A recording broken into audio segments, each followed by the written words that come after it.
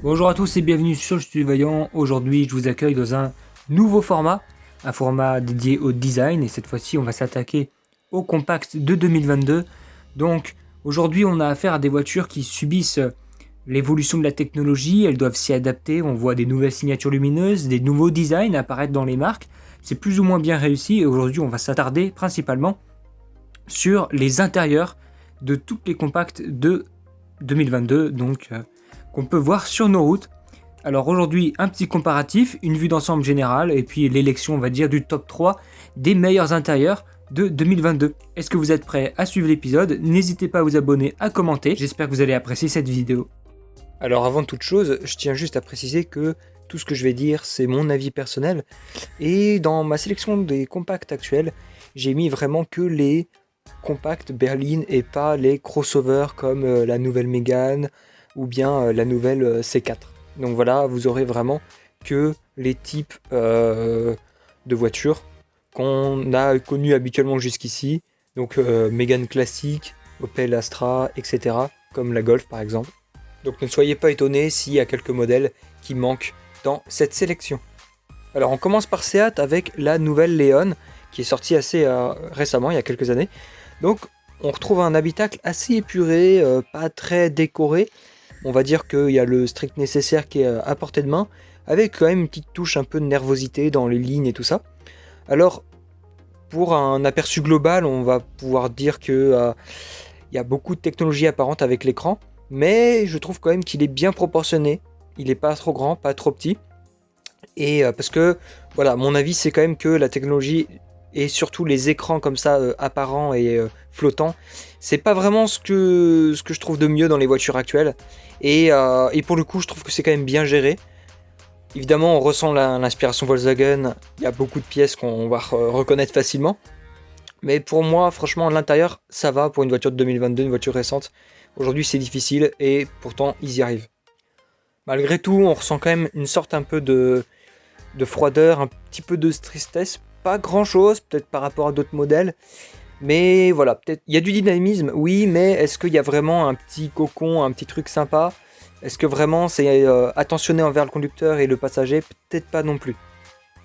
On passe maintenant chez Renault, donc chez la Mégane. Alors bien sûr, il y a eu la nouvelle Mégane 100% électrique crossover, mais je ne l'ai pas mise dans cette sélection, étant donné que la Mégane 4 est quand même très récente. Je l'ai placée parmi les autres. Donc voilà, un intérieur, bon, c'est sûr que c'est pas très qualitatif. C'est vrai qu'il y a eu des progrès au niveau de l'écran et tout ça, on le voit, on le remarque. Après voilà, ça reste Renault, même si j'apprécie quand même bien Renault. Mais pour ce que c'est quand même plutôt bien fait. Même si au niveau design, il y a toujours un peu ce côté... Bon, c'est le côté Renault, on va dire. C'est pas très qualitatif. Et puis, il y a peut-être beaucoup d'arrondis dans la façon de faire. Alors bien sûr, il y a eu les nouvelles technologies, il y a eu beaucoup de nouvelles révolutions ou renolutions dans le groupe. Et grosso modo, ça reste quand même suffisamment agréable. Il y a une petite touche de joie. Il y a ce qu'il faut, ça fait le travail. Donc on peut pas vraiment reprocher quoi que ce soit. Là, c'est au tour de Peugeot et c'est un petit peu plus difficile pour moi de donner mon avis parce que, bien que je reconnaisse le travail de design, je trouve que c'est quand même un peu compliqué à analyser parce que il y a toujours le travail derrière, mais concrètement le rendu. Alors, je sais qu'il y en a beaucoup qui aiment et aujourd'hui, c'est mes goûts qui parlent. C'est pas une référence pour tout le monde, mais j'ai beaucoup de mal là au niveau des proportions. Et surtout, c'est un intérieur qui, dans très peu de temps, aura pris une énorme claque visuelle. Certes, ça a l'air futuriste aujourd'hui, mais demain, le futur, la vision du futur, tout ça, ça aura changé. Et même au niveau de la disposition des éléments, c'est un peu désordonné. Alors, c'est compliqué de dire ça parce que forcément, il y a du travail, il y a une étude derrière.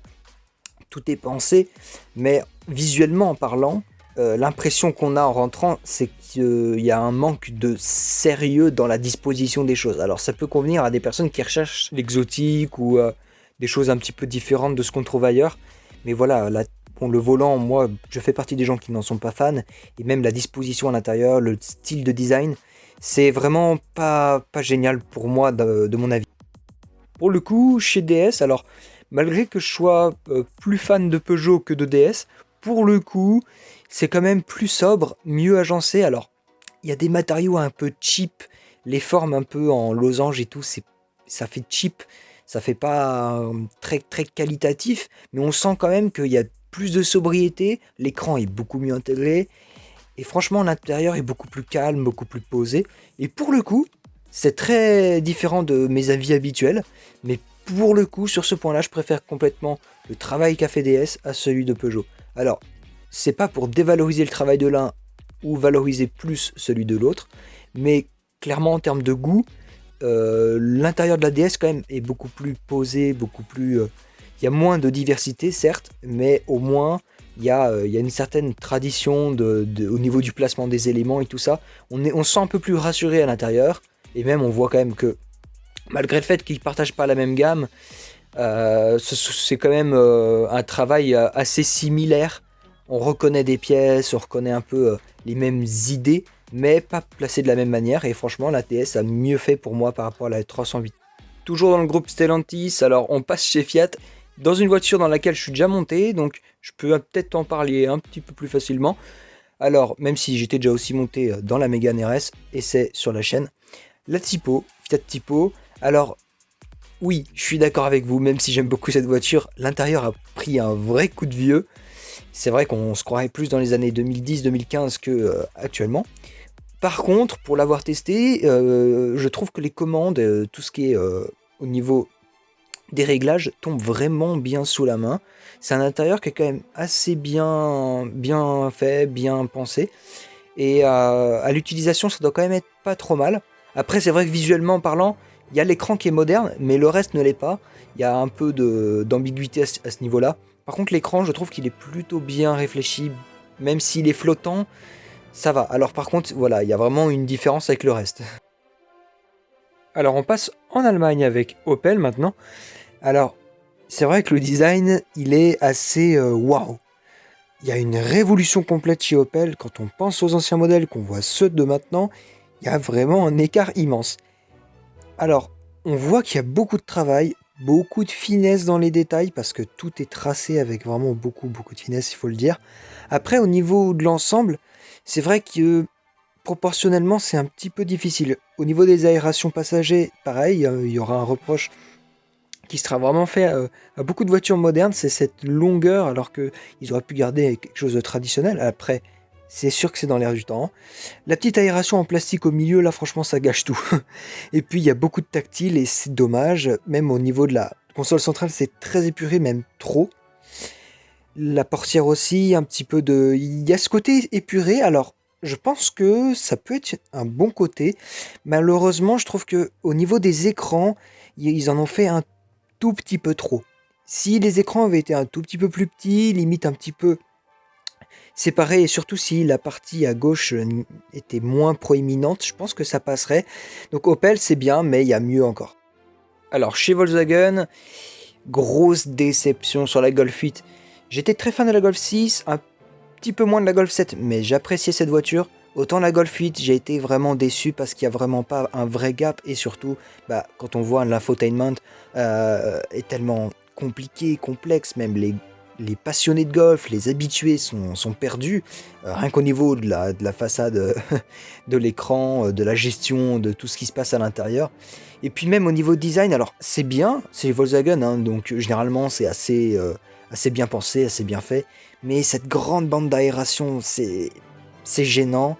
On- dans une classe S, ça va, ces grandes lignes horizontales, mais dans une Golf, il faudrait que ce soit plus jeune, plus dynamique.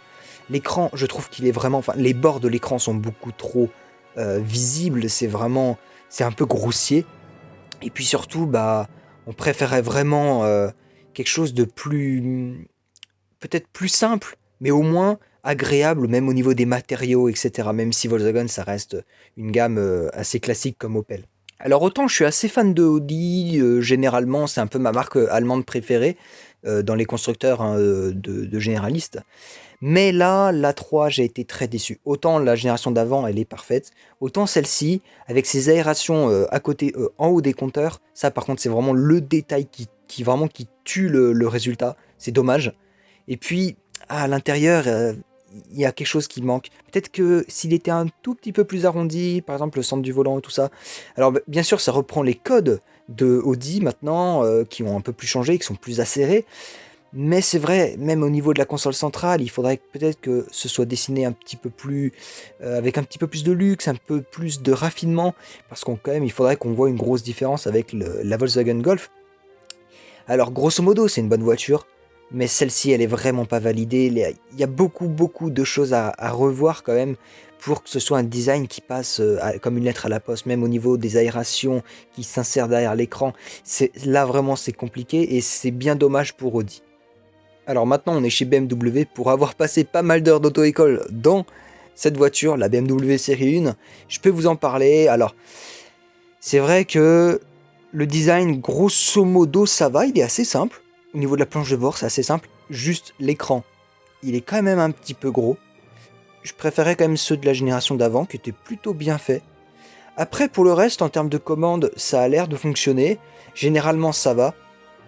On va pas parler du comportement de la voiture, ça n'a rien à voir avec le design.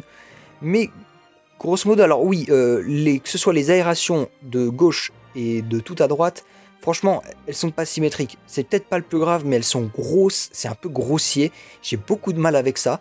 Mais sinon, dans l'ensemble, c'est un habitacle qui passe plutôt facilement, qui est assez classique. Donc, pas grand-chose à lui reprocher, sinon peut-être que les éléments comme l'écran et la soufflerie pourraient être beaucoup mieux travaillés. Le dernier concurrent allemand, eh bien c'est Mercedes. Et c'est en plus la référence des intérieurs automobiles dans les années qui nous ont précédés. Alors oui, les portières, console centrale, volant, tout ça c'est parfait. Il y a juste deux choses qui vont pas. Tout d'abord, la planche de bord. Au niveau de l'écran et des souffleries, je trouve qu'il y a une verticalité qui est quand même assez trop importante. On pourrait se croire vraiment dans un clagé en termes de verticalité. Et ça, je trouve que c'est dommage. Ils auraient moins dû travailler cet aspect vertical et peut-être aller un petit peu plus en horizontal. Alors, est-ce que c'est le volant qui est placé trop bas? Je sais pas. Par contre, c'est vrai que esthétiquement, c'est peut-être pas très agréable. Deuxièmement, il n'y a pas beaucoup de commandes au niveau de la clim et tout ça. Alors, il y a certainement ce qu'il faut sur la petite barre qu'on voit en dessous des souffleries centrales. Mais voilà, est-ce que c'est vraiment suffisant? Est-ce que c'est intuitif? Et si c'est tactile, dans ce cas-là, c'est bien dommage. Après, pour le reste, vraiment, il y a les matériaux qui sont présents, il y a le style qui est là, on n'a rien à reprocher, c'est confortable. Et j'ai pu tester justement une classe A de cette génération. En vrai, c'est agréable à conduire en termes de maniement, le volant, tout est bien proportionné, tout est bien pensé. Il n'y a vraiment pas de souci. Voilà, alors juste au niveau du design et peut-être de l'ergonomie, voilà, mais c'est tout. Franchement, Mercedes, c'est quand même très bien placé. Maintenant, on passe à une marque qui me plaît plutôt bien. C'est Skoda avec la Scala. Alors, on est toujours dans le groupe Volkswagen. Alors ici, c'est un design qui est bien fait, bien pensé. La seule chose qu'on a vraiment à reprocher, c'est peut-être la taille de l'écran et le fait qu'il soit flottant. Peut-être l'intégrer dans le tableau de bord, ça aurait juste suffi, ça aurait été parfait. Comme à l'ancienne, ce qu'il faisait juste avant sur les autres générations. Mais voilà, la Scala, ça reste une voiture qui est vraiment bien pensée, extrêmement pratique. Et surtout, je trouve qu'elle a ce petit côté un petit peu à part dans le segment des compacts de chez Volkswagen. Alors ça c'est le design global, on va pas en parler aujourd'hui. Mais voilà, grosso modo, la bonne ambiance, les bons matériaux, un milieu de gamme, puisqu'on n'est ni dans l'entrée de gamme ni dans l'haut de gamme. Rien à redire, voilà.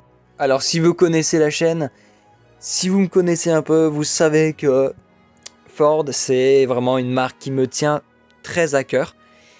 Mais pour autant, aujourd'hui, ça va pas forcément être la marque qui se place le mieux dans le classement des designs d'intérieur de compact. Alors là, on est face à la toute nouvelle Focus. Alors, je veux parler un peu de la génération qu'on a devant nous. Là, on a la phase 2. La phase 1, elle est vraiment parfaite. Mais là, sur la phase 2, cet écran, il est c'est vraiment un gros écran. Ça me fait plus penser au Ford Mach-E qu'à une Focus normale. Et je trouve que c'est dommage. Il est très mal intégré. C'est dur pour moi de dire ça, mais vraiment, c'est dommage. Mis à part ça, le reste de l'habitacle est plutôt bien pensé, bien fait, assez agréable. Bon, c'est sûr que la planche de bord et la console centrale, surtout la console centrale, sont pas forcément très recherchées, très bien finies. Mais grosso modo, au quotidien, c'est une voiture vraiment agréable à vivre et plutôt bien faite et bien pensée. Peut-être que vous vous demandiez quelle voiture peut détrôner une Mercedes. Eh bien, vous avez la réponse devant vos yeux. On est là devant l'intérieur de la Mazda 3, la toute nouvelle Mazda. Et franchement, compliqué à résister. Alors, la position de l'écran et la découpe du tableau de bord à cet endroit-là, c'est la seule chose qui pêche, parce que c'est un petit peu étrange, mais franchement, ça a l'air plutôt bien pensé et assez ergonomique. Le reste de l'habitacle, je n'ai rien à dire, rien à reprocher. C'est parfait, tout est pensé, tout est placé au millimètre près. C'est incroyable, vraiment. C'est vraiment, c'est assez subjugant parce que on s'attend pas à ça de la part d'une voiture japonaise et pourtant, franchement, top qualité. Alors, encore une voiture que j'aime bien, une marque que j'aime bien, c'est la Toyota Corolla qu'on a devant nous. Mais là, le truc qui saute aux yeux, c'est vraiment cet écran, on dirait une télévision posée sur un bureau. C'est un peu aberrant. Donc, ça, c'est difficile à avaler.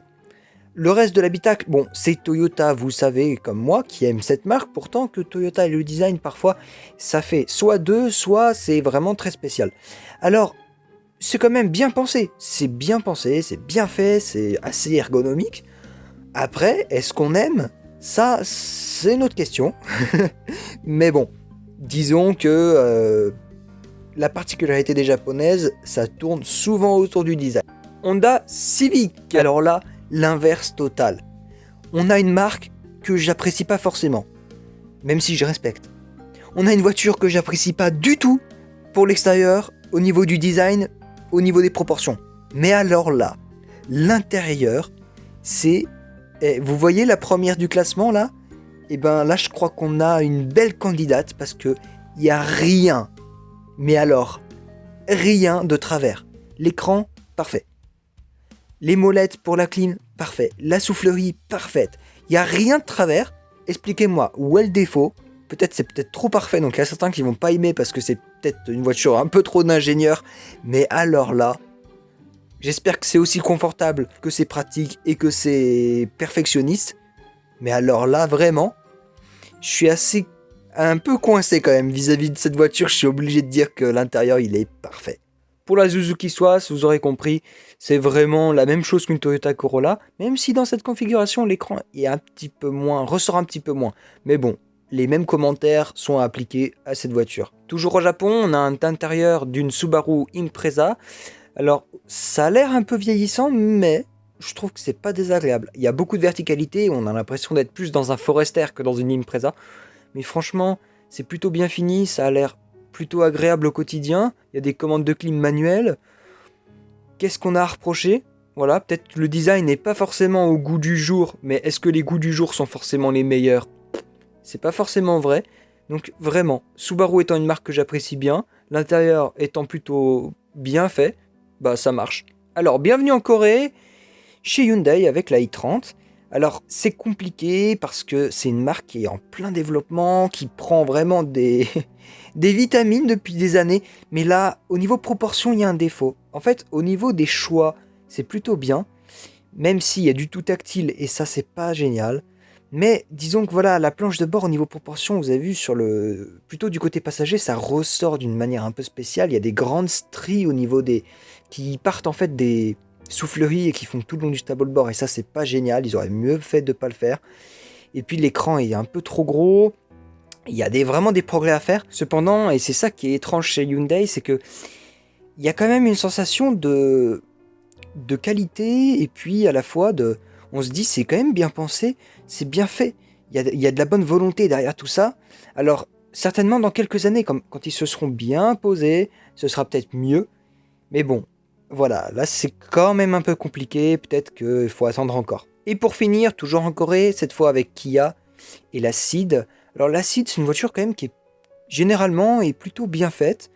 Même niveau design, c'est assez proportionné. Après là, au niveau de l'habitacle, bah, c'est assez rudimentaire. Bon, il y a les réglages de clim manuel et ça c'est top. L'écran, il est pas génial, pas fou. Enfin, proportionnellement, c'est pas génial, mais ça peut aller.